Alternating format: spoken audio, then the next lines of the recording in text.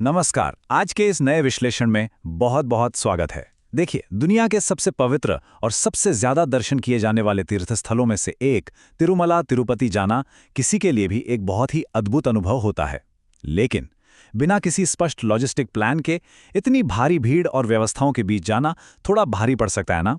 इसीलिए आज के इस विश्लेषण में उपलब्ध स्रोत सामग्री के आधार पर हम पहली बार जाने वाले श्रद्धालुओं के लिए इस पूरी यात्रा को बिल्कुल आसान और स्पष्ट बनाने वाले हैं, जैसे कोई बड़ी पहेली सुलझ गई हो। चलिए जल्दी से देख लेते हैं कि आज के एजेंडे में क्या क्या है। हम इस सफर को 5 स्पष्ट हिस्सों में बांट रहे हैं। पहला, तिरुमला तिरुपति की यात्रा। दूसरा, नीचे शहर में रुकने की व्यवस्था। तीसरा, मुफ्त डॉर्मेंट्री और मठ। चौथा, दर्शन के विभिन्न प्रकार। और अंत में जरूरी संपर्क जानकारी। ये वो रोड मैप है जो शुरुआत से लेकर भगवान के दर्शन तक की हर बड़ी उलझन को क्रमबद्ध तरीके से सुलझा देगा। तो शुरू करते हैं। पहला सेक्शन, तिरुमला तिरुपति की यात्रा, हमारे तीर्थ यात्रा का बुनियादी आधार।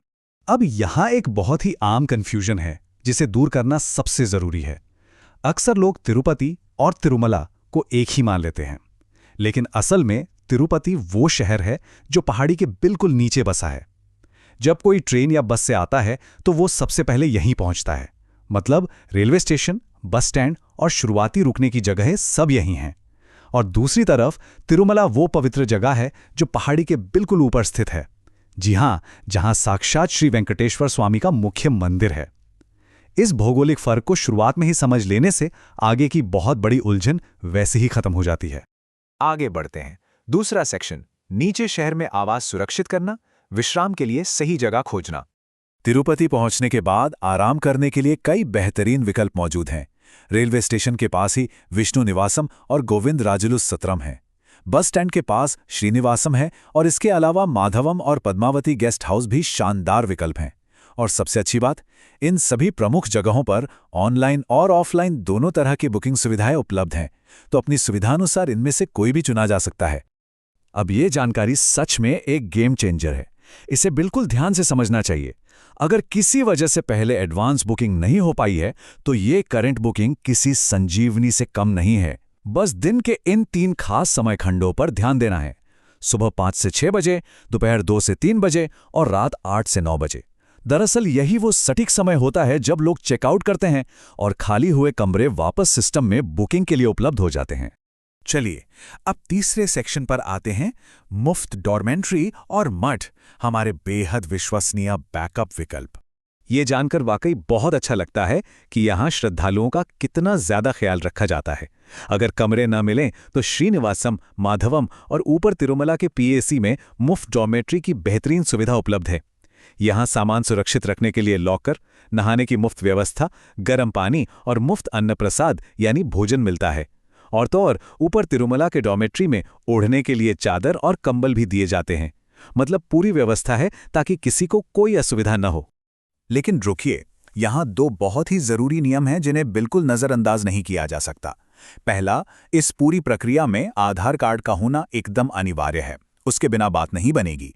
और दूसरा, सेंट्रल रिसेप्शन ऑफिस यानी सीआरओ के माध्यम से अकेले यात्रा करने वालों को कमरे नहीं दिए जाते हैं। कमरे केवल समूहों या परिवारों को ही मिलते हैं। इन बातों को पहले से जान लेना बहुत जरूरी है ताकि काउंटर पर जाकर कोई निराशा हाथ न लगे। इसी के साथ उत्तर भारत से आने वाले श्रद्धालुओं के लिए एक और बहुत ही खास और उपयोगी विकल्प है ट्रेडिशनल मठ। जो लोग इस तरह के आवास की तलाश में हैं, उन्हें शहर पहुंचने पर सीधे इन मठों में जाना होता है। मठाधीश कमरों की उपलब्धता के आधार पर जगह देते हैं और सबसे कमाल की बात यह है कि यहाँ रहना और भोजन करना पूरी तरह से निःशुल्क होता है। अब आते हैं इस यात्रा के सबसे मुख्य हिस्से पर, चौथा सेक्शन, दर्शन के प्रकारों को समझना और सही मार्ग का चुनाव करना। वैसे तो दर्शन के पूरे 9 अलग-अलग प्रकार हैं, लेकिन चलिए सबसे बेहतरीन माने जाने वाले विकल्प से शुरू करते हैं। SSD दर्शन। स्रोत सामग्री के अनुसार ये समय और सुविधा का सबसे बढ़िया संतुलन है। ये दरअसल दर्शन का एक टाइम स्लॉटेड वर्जन है। इसके टोकन नीचे तिरुपति में ही मिल जाते हैं।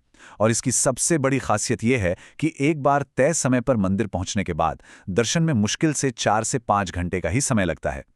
अब जरा इन दोनों विकल्पों की तुलना करके देखते हैं। एक तरफ सर्वदर्शन है जो बिल्कुल मुफ्त है, लेकिन अगर बिना किसी तैयारी के कतार में लगे तो इसमें 24 घंटे तक का भारी समय लग सकता है। दूसरी तरफ स्पेशल एंट्री दर्शन है। ये एक पेड विकल्प है जिससे ऑनलाइन एडवांस में बुक किया जाता है और इसमें केवल 3 घंटे के आसपास का समय लगता है। साफ देखा जा सकता है कि थोड़ी सी प्लानिंग से प्रतीक्षा का समय कितनी तेजी से कम हो जाता है। और अगर कोई वीआईपी एक्सेस या ब्रेक दर्शन लेना चाहता है तो उसके लिए श्री वाणी ट्रस्ट में 10,000 रुपये का दान देना होता है। ये एक विशेष मार्ग है जिसमें डोनर और एनआरआई कोटा भी शामिल होता है। एक और बहुत ही अच्छी बात यह है कि मंदिर प्रशासन ने विशेष शारीरिक जरूरतों और अलग-अलग आध्यात्मिक मान्यताओं का पूरा ध्यान रखा है। उदाहरण के लिए 65 वर्ष से अधिक उम्र के वरिष्ठ नागरिकों, दिव्यांगों और छोटे बच्चों वाले माता-पिता के लिए शीघ्र दर्शन की व्यवस्था है। जो लोग पैदल पहाड़ी चढ़ते हैं उनके लिए दिव्य दर्शन है। विशेष सेवाओं जैसे सुप्रभातम के लिए लकी डिप और दंडवत परिक्रमा करने वालों के लिए अंगा प्रदक्षिणा का भी खास प्रावधान है। दर्शन का प्रकार कोई भी हो, आखिरी पड़ाव कुछ ऐसा दिखता है। सभी श्रद्धालु वैकुंठम क्यू कॉम्प्लेक्स के एटीजी गेट से आगे बढ़ते हैं, नारायणगिरी शेड्स में थोड़ा इंतजार करते हैं और मंदिर प्रशासन द्वारा चलाई जा रही निःशुल्क बस सेवाओं का उपयोग करते हैं। ये जानकारी आखिरी कदमों को बिल्कुल साफ कर देती है। अब हम पहुंच गए हैं अपने 5वें और अंतिम सेक्शन पर, आवश्यक संपर्क सूत्र, आधिकारिक और जरूरी जानकारी। बुकिंग के लिए हमेशा, और मेरा मतलब है हमेशा, सिर्फ आधिकारिक वेबसाइट ttvdevasthanams.apgov.in का ही उपयोग किया जाना चाहिए। किसी भी तरह की मदद या पूछताछ के लिए इन टोल फ्री नंबरों पर संपर्क किया जा सकता है। सुरक्षित रहने के लिए इन्हीं आधिकारिक चैनलों पर भरोसा करना सबसे सही है। तो सोचिए, क्या थोड़ी सी प्लानिंग और सही जानकारी से 24 घंटे की थका देने वाली लाइन महज 3 घंटे के एक शांत और सुकून भरे आध्यात्मिक अनुभव में बदल सकती है? बिल्कुल बदल सकती है। आज हमने जो कुछ भी डिस्कस किया वो एक बहुत ही व्यवस्थित और आनंददायक तीर्थयात्रा का रास्ता तैयार करता है। कहते हैं ना, सही जानकारी ही सबसे बड़ी ताकत है। आज के इस विश्लेषण में बस इतना ही। इस जानकारी का पूरा फायदा उठाएं और एक सुखद आध्यात्मिक अनुभव का आनंद लें।